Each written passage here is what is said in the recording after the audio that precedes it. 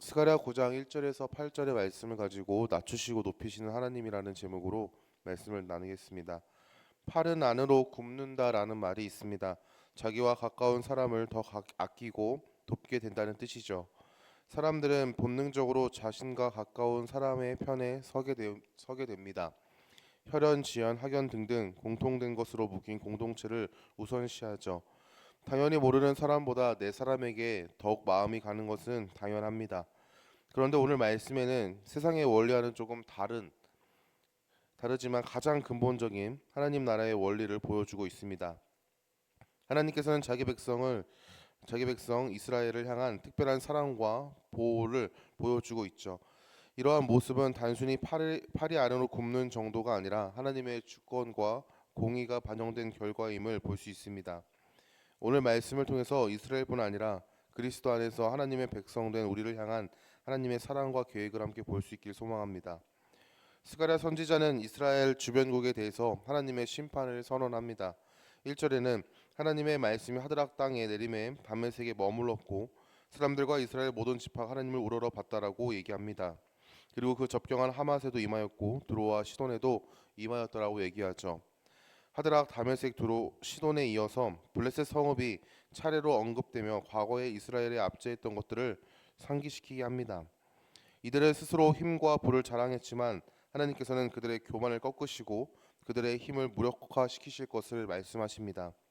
이러한 모습은 이방 민족을 향한 단순한 복수심으로 인한 결정이 아닙니다. 하나님의 공의하심 가운데 자기 백성을 억압하는 불의를 향한 하나님의 심판인 것이죠. 출애굽기를 보면 하나님께서 애굽을 향한 10가지의 재앙을 내리십니다. 이스라엘 백성이 하나님께 부르짖었죠. 그 부르짖음을 들으시고 하나님께서는 모세라는 한 명의 지도자를 세워서 자기 백성을 구원하게 하셨습니다. 모세를 통해서 하나님의 뜻을 애굽 왕 바로에게 전했지만 그 왕은 듣지 아니하였고 완악한 마음으로 하나님을 대적했습니다. 이때 하나님은 모세를 통해서 애굽에 10가지 재앙을 내리셨죠. 스가랴의 말씀처럼 하나님의 공의하심 가운데 자기 백성을 억압하는 불의한 자들을 향하여 심판하신 것을 볼 수 있습니다. 하나님은 자기 백성을 억압하는 자를 낮추십니다. 그 이유는 하나님의 백성은 단순한 하나님의 소유임을 넘어서 하나님의 뜻을 실현할 공동체이기 때문이죠.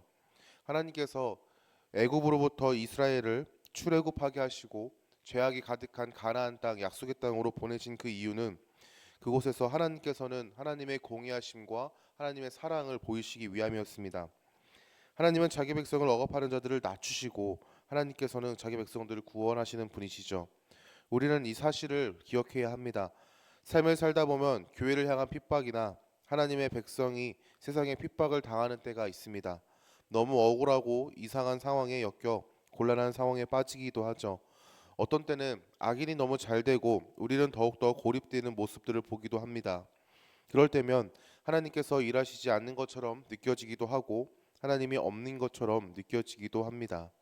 하지만 하나님은 자기 백성을 억압하는 자들을 낮추실 것을 계획하고 준비하고 계심을 우리는 기억해야 합니다. 은을 티끌같이 금을 거리에 진흙같이 쌓았던 두로가 하나님의 진노에 삼켜졌습니다. 이스라엘을 대적한 블레셋 도시 아스글론과 가사 에그론이 무너졌습니다. 하나님께서는 가증한 것을 제거하셨죠. 하나님은 자기 백성을 억압하는 자들을 낮추심을 기억할 때 우리가 나그네 됨을 다시 기억하고 하나님의 선하심을 바라보며 나아갈 수 있을 것입니다. 그리고 우리의 입술에는 하나님의 선하심을 찬양하는 입술의 고백이 넘쳐날 것입니다. 하나님께서는 자기 백성을 억압하는 자들을 낮추십니다. 우리는 그런 하나님께 소망을 두며 살아가는 것이죠. 또한 하나님은 자기 백성을 보호하시는 분이다라고 스가랴는 선포합니다. 9장 8절 말씀에 내가 내 집을 둘러 진을 쳐서 적군을 막아 거기 왕래하지 못하게 할 것이라. 포악한 자가 다시는 그 지경으로 지나가지 못하리니 이는 내가 눈으로 친히 봄이니라. 예루살렘을 철저히 보호하실 것을 하나님께서는 약속하십니다. 더 이상의 압제는 없다라고 고백하시죠. 하나님의 도우심과 보호하심 가운데 예루살렘은 이전의 고통에서 벗어나 평강을 누리게 될 것입니다. 하나님께서 직접 하나님의 집을 둘러 진을 치실 것입니다. 하나님의 역사심을 보게 될 것이죠. 우리는 이런 하나님 안에 살아가고 있는 존재임을 기억해야 합니다. 세상은 우리의 모습을 보며 하나님을 부정할지 모르지만 우리의 하나님은 우리를 보호하시고 우리를 위해서 일하시는 분이라는 것이죠. 이어서 하나님께서는 한 명의 왕을 보내실 것을 말씀하십니다. 스가랴 9장 9절 말씀에 시온에 따라 크게 기뻐할지어다 예루살렘에 따라 즐거이 부를지어다 보라 네 왕이 내게 임하시나니 그는 공의로우시며 구원을 베푸시며 겸손하여서 나귀를 타시나니 나귀의 작은 것 곧 나귀 새끼니라. 보라 네 왕이 내게 임하시니 하나님께서 왕을 보내실 것이라는 것을 이야기하고 있죠. 그 왕은 공의로우며 구원을 베푸시며 겸손하십니다. 겸손함의 모습을 나귀를 타고 다님으로 묘사하죠. 우리는 이 왕이 누구인지 알고 있습니다. 바로 하나님의 아들이신 예수 그리스도입니다. 우리의 왕 되시는 예수님께서는 겸손함으로 이 땅에 오셨습니다. 왕의 아들이 아닌 목수의 아들로 오셨고 그리고 인간의 모습으로 오셨죠. 우리처럼 낮아지신 예수님께서는 우리를 위해서 율법의 완성을 이루셨습니다. 또한 아버지 하나님 앞에서 이루신 온전한 의를 우리에게 선물로 주셨죠. 9절부터 이어지는 스가랴의 고백은 하나님의 통치하심과 회복 그리고 보호하심을 선포합니다. 겸손의 왕으로 보내실 하나님께서 예비하신 왕이 이 땅에 참된 하나님의 나라를 증거하신다라는 선포죠. 괴로움이 없이 평강이 넘치는 하나님의 나라, 기쁨과 감사가 넘치는 하나님 나라를 허락하실 것을 고백합니다. 이제 성도는 예수 그리스도를 통해 하나님의 나라를 누립니다. 스가랴가 고백한 것처럼 하나님의 통치와 회복하심과 보호하심 있는 하나님의 나라 안에서 살아가는 것이죠. 복음서의 말씀을 잘 보면은 예수님을 통해서 많은 이들이 자유를 누리고 보호하심과 회복을 누렸다는 사실들을 보게 됩니다. 복음서의 말씀에 나병 환자가 나음을 입었고 중풍병자가 나음을 입었습니다. 혈루증을 앓던 여인이 나음을 입었고 걷지 못했던 자가 걸었으며 귀신 들린 자가 자유롭게 되었습니다. 스가랴의 고백처럼 이 땅에 하나님께서 주시는 참 자유와 기쁨이 임하였죠. 우리의 삶이 중풍병자, 나병처럼 중풍병이나 나병, 혈루증처럼 우리의 삶에 그러한 치명적인 질병이 오지 않는다고 할지라도 우리는 죄라는 억압 가운데 살았던 존재입니다. 그 죄 가운데 살았던 우리가 예수 그리스도를 통하여 하나님의 나라, 하나님의 자녀가 되었음을 기억해야 합니다. 그리고 우리의 삶 가운데 찾아오는 질병, 죽음의 위기 앞에서 우리는 자유함으로 기뻐함으로 반응할 수 있는 이유는 예수 그리스도 안에서 우리에게 허락하신 은혜가 참된 소망과 자유함을 주셨기 때문인 줄 믿습니다. 2000년 전에 있었던 그 하나님께서 허락하신 역사하심은 지금 21세기를 살아가는 성도에게도 똑같이 고백되어지는 일인 줄 믿습니다. 스가랴의 고백처럼 복음서에 기록된 기적이 우리의 삶에도 임하는 것이죠.